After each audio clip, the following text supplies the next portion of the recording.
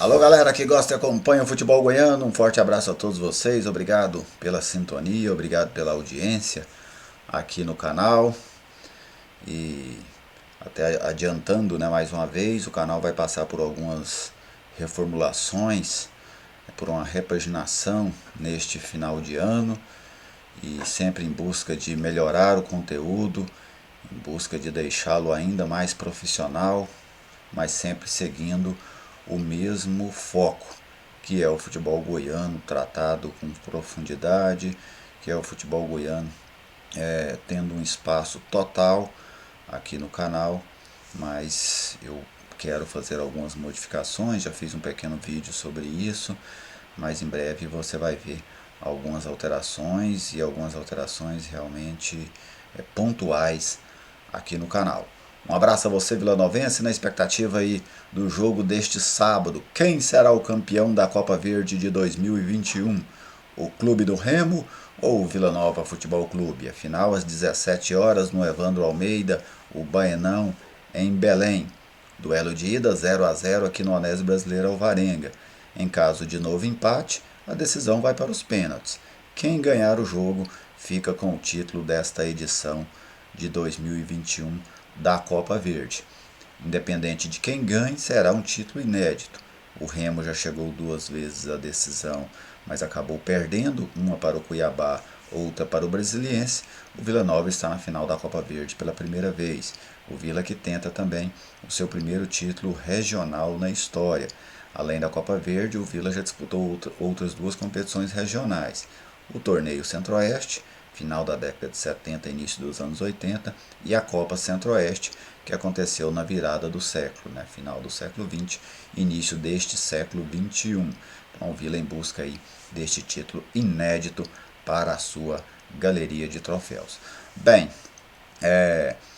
no confronto da ida, um jogo muito equilibrado. E hoje, né, que tipo de jogo devemos ter lá no Baenão? Daqui a pouco eu falo sobre essa ideia tática e técnica do jogo. Mas agora vamos aqui ao retrospecto entre as duas equipes, dados do futeboldegoias.com.br. 17 vezes já se enfrentaram Remo e Vila Nova. São 4 vitórias azulinas, 6 vitórias coloradas, 17 gols remistas, 20 gols alvirrubros. As duas equipes empataram 7 vezes. O Vila ostenta uma invencibilidade de 7 jogos contra o Remo. Esses 7 jogos quais são? 2 jogos da primeira fase da Série C de 2020, 2 empates, 2 vitórias do Vila na final da Série C de 2020, 2 vitórias do Vila nesta Série B de 2021 e um empate no jogo de ida da final da Copa Verde. Então o Vila vai gozando aí de um bom retrospecto recente contra a equipe do Remo. Vamos aqui ao provável Vila, né? Essas escalações antes de jogo, elas sempre são prováveis. Por quê? Porque é muito raro hoje uma comissão técnica confirmar com antecipação o time que vai jogar. Então a gente sempre parte para esboços.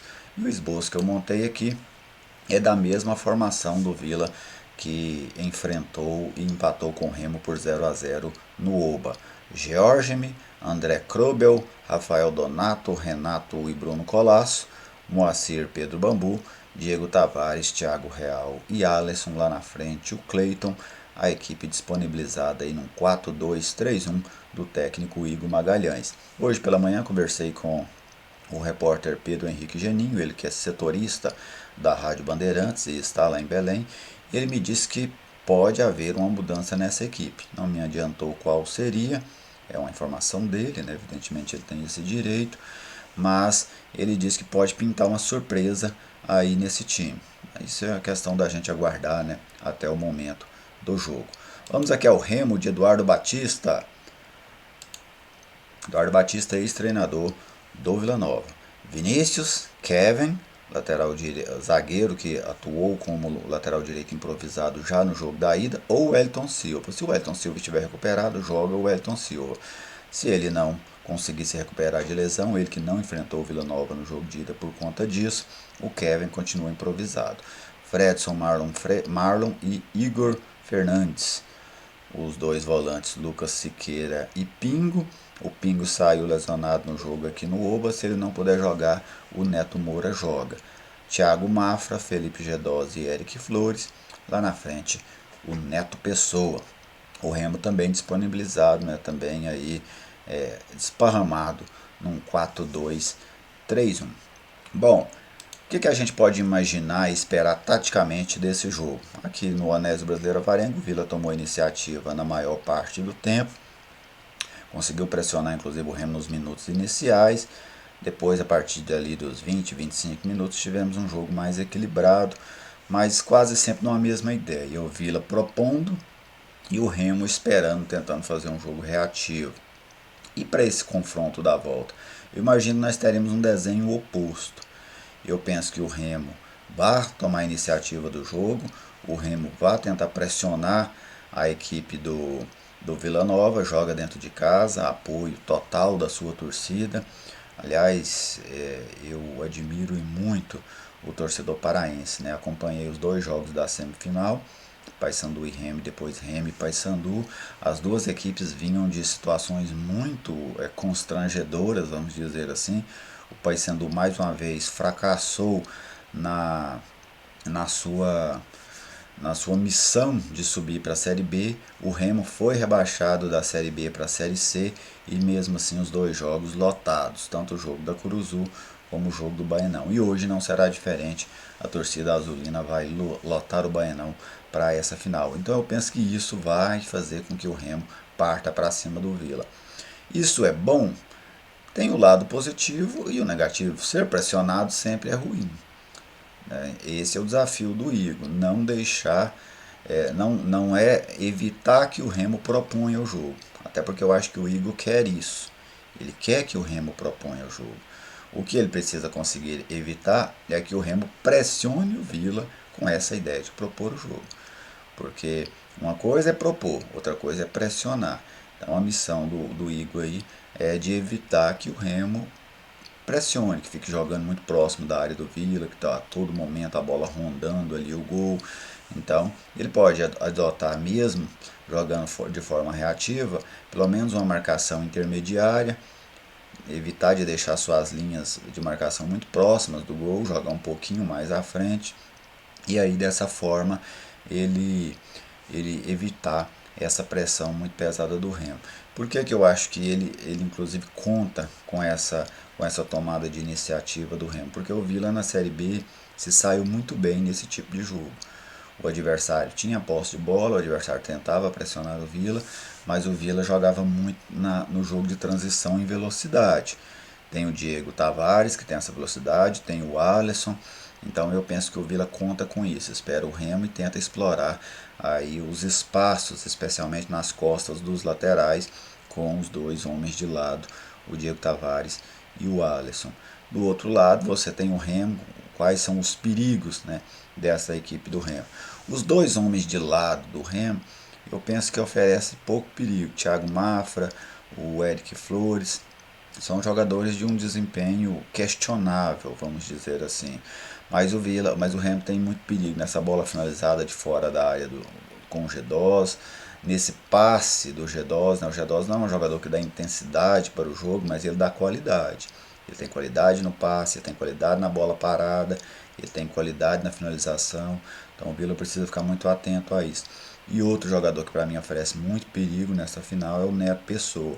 Foi um centroavante que eu gostei dele na Série B, gostei dele nesse primeiro jogo com o Vila em Goiânia. É um centroavante canhoto, mas de boa mobilidade, boa finalização, por muito pouco, né? Ele não fez um gol aqui, o George me fez uma grande defesa no final do primeiro tempo. Então acho que especialmente esses dois jogadores merecem uma atenção muito grande por parte do Vila, o Felipe Gedós e o Neto Pessoa.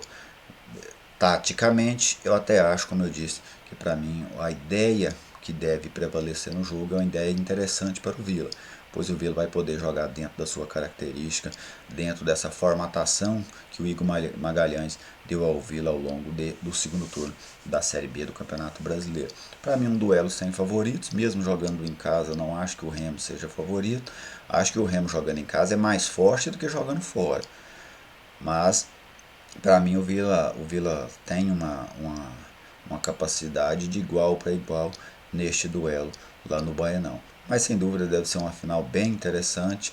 Boa sorte à equipe colorada, né, que tenta aí esse título. O Vila que já ganhou a Série C de 2020 em 2021, tenta aí mais um título para encerrar essa temporada.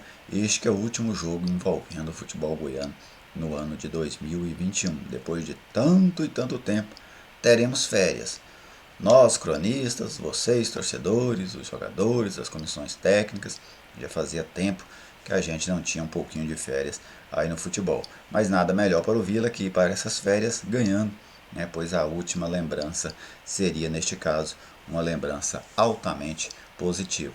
Lembrando ainda que o vencedor dessa Copa Verde vai para a terceira fase da Copa do Brasil, o que eu considero algo muito positivo. Alguns destacam, mas se você vai desde a primeira fase, você vai ganhando dinheiro, mas você não tem a certeza que você chegará à terceira fase. Neste caso, você já tem. Beleza, gente? Fica à vontade aí para fazer os seus comentários, falar da sua expectativa para o jogo, pode concordar, discordar de mim. Isso é absolutamente natural e juntos nós debatemos os temas do futebol goiano. Um grande abraço a todos vocês, boa sorte ao Vila lá em Belém e depois do jogo eu faço um vídeo sobre as minhas impressões desta final. Beleza? Um grande abraço e até mais.